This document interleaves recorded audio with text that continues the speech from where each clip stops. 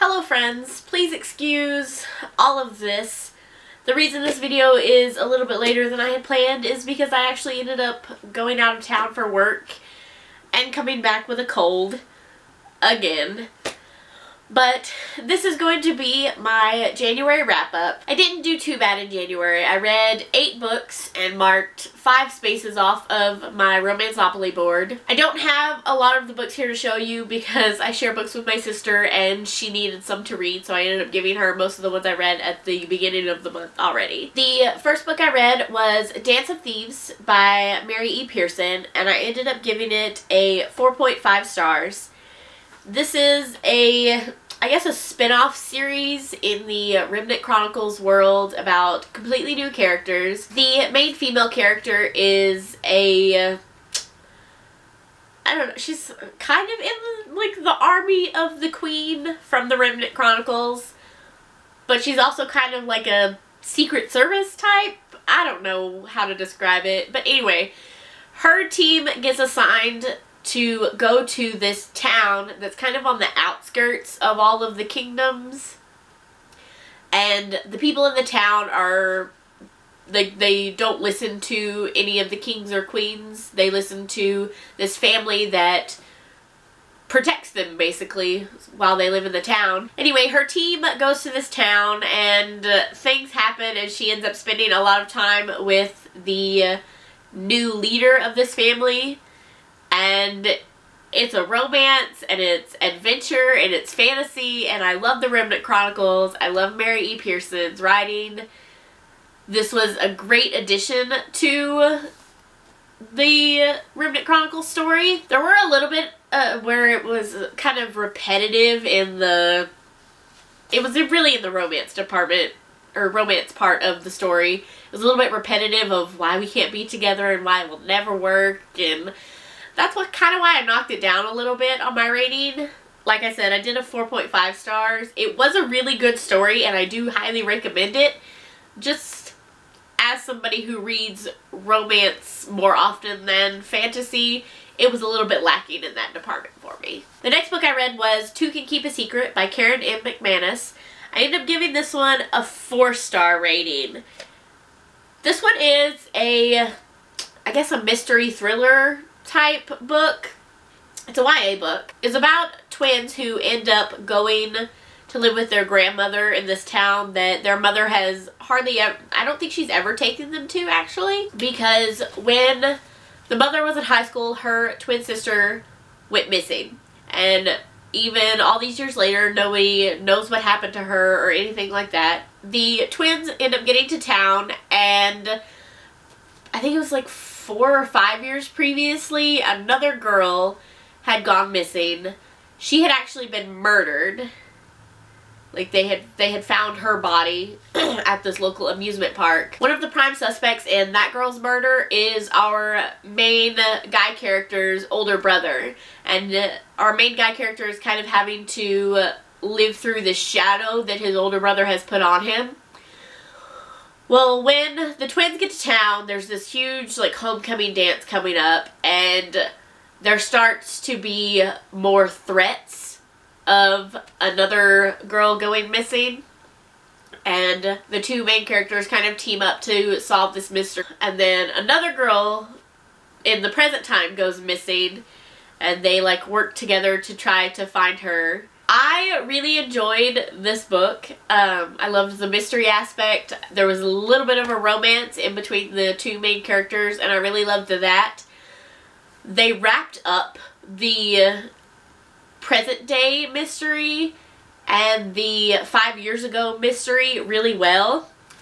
I just wish that they had expanded a little bit more on the mystery of the aunt that went missing. I'm trying not to spoil it too much. There's this little tiny bit at the end where they just kind of tack on her story, and I just wish that they had expanded on that a little bit more, so I ended up giving this one a 4 stars. The third book I read was Next Year in Havana by Chanel Cleeton. I ended up giving this one 5 stars. I don't know how anybody could give this anything other than 5 stars. It's about a girl who goes, a woman who goes to Cuba to spread her grandmother's ashes her grandmother's family had to evacuate Cuba when the, I guess it's a revolution? I don't know the exact historical term for it. When Castro came to power, her grandmother's family had to leave Cuba. So she takes her grandmother's ashes to Cuba, and she ends up learning all of this, like, history behind why her grandmother had to leave, and her grandmother's it's a dual storyline, so we're getting her perspective, and we're also getting from the grandmother while she was still in Cuba and things that happened to her. And again, try not to spoil this too much. You really, really, really need to read this story. And if you like this story, I watch a show on Netflix called One Day at a Time.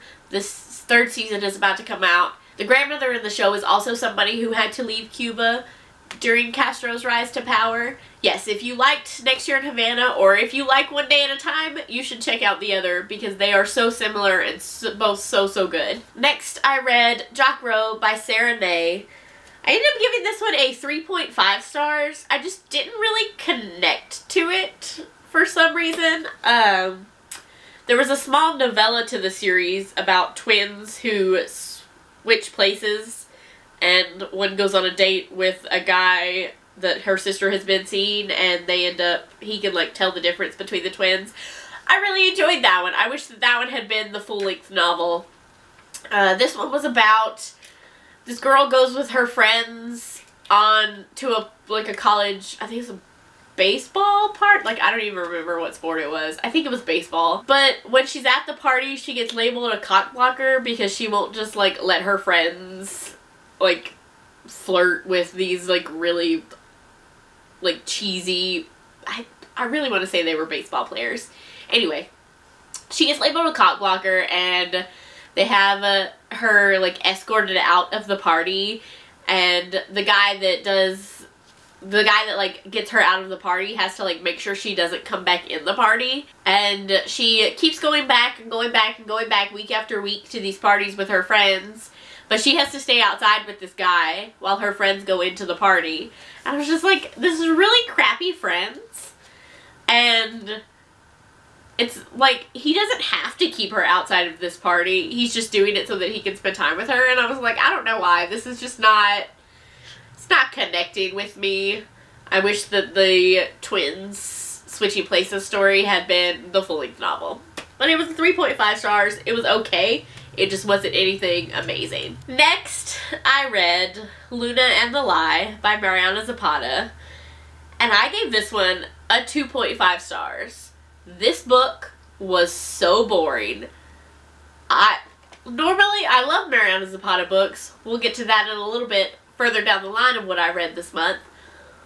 But I could not, this main character was awful. She was so self-centered, but like, I give everything to everybody, and I never ask for anything. But you do.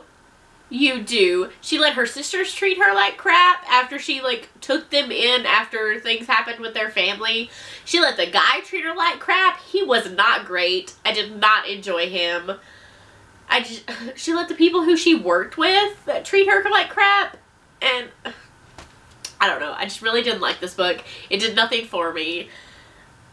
I also noticed something that Mariana Zapata does. I read another book this month by her too, and I noticed it in this one too. The guy would like come into the room and she'd be like, I know exactly who those boot steps belong to. I didn't even have to turn around to see who it was. I just knew it was him. I'm like, what? That's really annoying. She said it like 100 times in this book, if not more than that. I don't know why it bothered me so much in this book, but every time she did it, I just noticed it and I was like, ugh, no. Next I read Slayer by Kirsten White. This is set in the world of Buffy the Vampire Slayer. I don't think it's canon in the Buffyverse. It might be. It was okay. I ended up giving it 4 stars. It was good. I just feel like the Buffyverse is more fitting to like a TV show or a comic book in a more like visual way. I don't know how to describe it. This is about a girl who is in the Watcher Academy, but after the events of Buffy, there's no real reason for Watchers, is from what I understood from it. Something else happens and she becomes a Slayer instead of a Watcher, but like nobody thinks she can do it because she's always just been like, I think she was a medical trainee or something within the Watcher Academy. And like her sister was awful. I really didn't like her sister. She was like, you can't do this. You can't do this without me.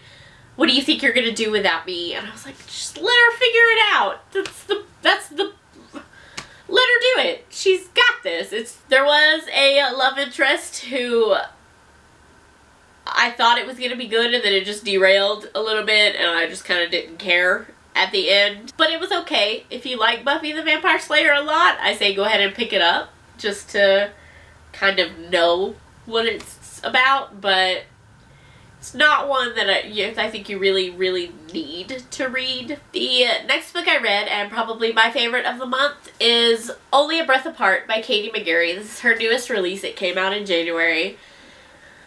This story was so beautiful. I ended up with tears in my eyes at the end without even realizing it. This is about a girl who has a very intense home life. We're going to say it that way. And she wants to go away to college, but her parents don't want her to. They will pay for college if she stays at home. Our main guy character just lost his grandmother at the beginning of the story, and I think it's his uncle? I think it was his uncle is who the lawyer is, tells him that his grandmother has given him the land, but there's kind of I don't even know how to describe it. He's got to get the vote, 2 out of 3 votes from people who can decide if he should get the land or if he has to sell it. That doesn't really sound exactly like the story now that I'm explaining it. Anyway, these people are going to vote on whether or not he keeps his land or not, keeps his family land or not. And he is very adamant that he has to keep it because his mother has explained to him that the land has cursed the family, and the only way for this curse to break is for him to keep the land and stay on the land for his entire life and never leave it like everyone else has tried to do. The main characters were friends when they were younger and things happened and they've like broken their friendship. But they end up coming back together because she knew his grandmother and knows how much this land means to him and she wants to help him keep it.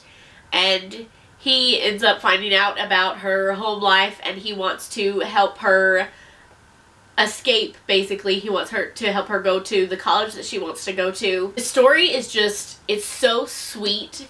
It's so, like, it breaks your heart, but it fixes it. And I loved it. I highly recommend this book for anybody, not even just YA readers. This was a really, really good story.